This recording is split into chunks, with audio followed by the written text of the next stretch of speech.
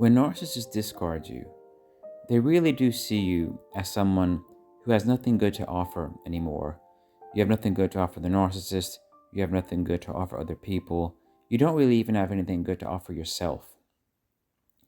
That's what happens when somebody breaks your identity apart and kills off your self esteem, self worth, self love. And they do that over time and slowly and steadily to the point where you're just kind of existing. You're existing, but you're not really living. You're surviving, but you're not really doing much of value. And narcissists are confident that once they leave you, in the future, you're not really going to get into a better position. You're not really going to bounce out of it. They don't think that you'll ever be someone of value. They don't really see you as ever being someone who will have that go-gettingness, that high-flying energy that maybe you had when you first met them. Narcissists, in a way, they like to think of themselves as somebody who teaches people the hardest lessons of life.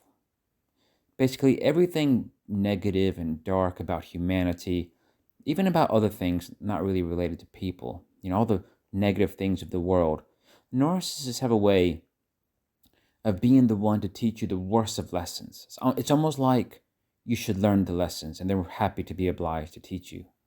And once they've given you these dark lessons of humanity, once they've given you these dark lessons of life, that life isn't all great. Because maybe at the beginning when they first knew you, maybe they were attracted to you because you had this high-flying energy.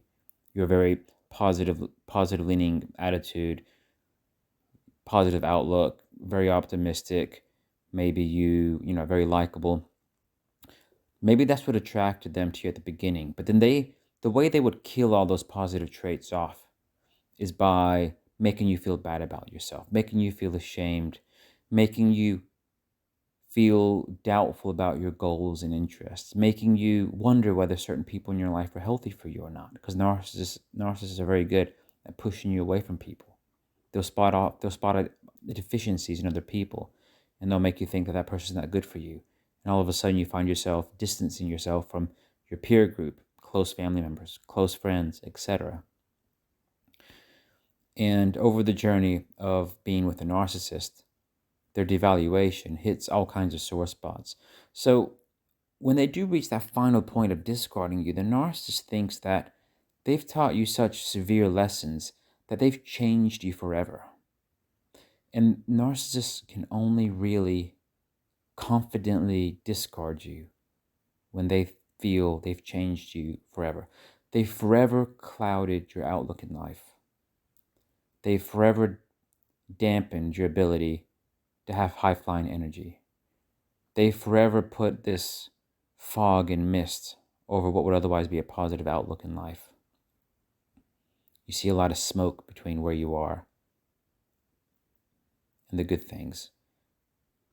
So it doesn't seem so great. It's kind of uneasy feeling about the future. So you see, narcissists, they introduce all of that into you, into your life, and they've molded you into like a new person. Some people who haven't really experienced spending lots of time around the narcissist, they would struggle to really grasp how narcissists do change people, how they can actually tear you apart, and you don't really know how to find the person you once were. Of course, you'll never be the exact person you were before because you've learned important lessons. But those positive traits that the narcissist tried to kill off you forever, like having a positive outlook, like having a high flying energy, like being likable personality, being able to empathize and want the best for other people and yourself, being able to pursue your own success and do great things, being productive. Those things you can reconquer, and those are the things that as you do heal, as you do accept what you've been through, and you do kind of bounce out of it, and you pursue all those great things, and you morph back into your old traits that have been lost, all of a sudden you find them coming back to you, but it comes with a more wise head on your shoulders. You're healing, you're growing. You see, that's where the narcissist, all of a sudden, when they get the crosswaves of that, you see that lands on them in a very devastating way. It really hits them in the gut, because it's almost like all the hard work they did to bring you down all of a sudden has been reversed. So it's kind of like, imagine imagine people just needing to eat to survive. It's kind of like it's like you got a lot of food, it'll last you a week. So for that week, you're good. You're going to eat, do your thing, enjoy life. You're not going to be starving. But once you run out of food, you've passed that threshold. You've had the last meal, and there's nothing left in the pantry, and etc. you do need you do need to take action to get more food, to nourish yourself again, so you can then subsist. And that's kind of how the narcissist feels when they've realized that all their work and being able to put you down so they can feel okay, so they can get their needs met of being above you. All of a sudden they feel that something's not right. It's almost like they start getting symptoms. Narcissists, when they receive that kind of injury, that a former supply who they put a lot of work in keeping down, all of a sudden is doing great and legitimately is pursuing great things. Maybe you're seeking successes. Maybe you're growing a business. Your career is going well. Maybe you're starting a family. You're just happy and getting on and just not in a dark place anymore. All these things, right? And that's where the narcissists feel like they have to do something. They can't let you stay there. They can't let you get too far into a good place. And they almost feel, they feel threatened. Their ego feels threatened. Their need to be better than you, that superiority competitive complex they have to always be above people, when they're not withholding that, when they're not in that high place, looking down on you, with you being in a low place, they feel threatened.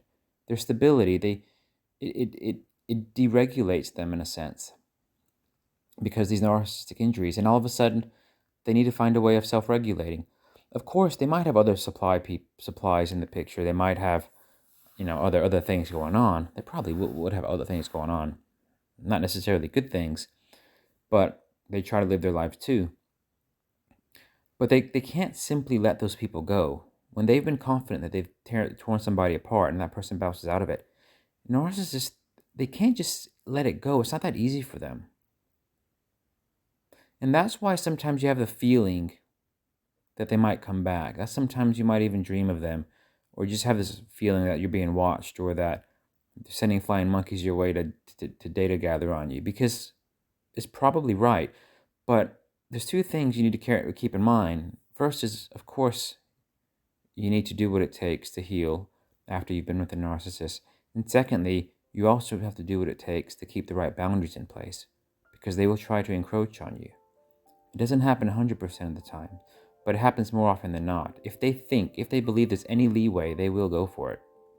And they'll be very clever, and they'll plan it out carefully, because they want to take you down. So that second point, which is keeping watertight boundaries and keeping them out,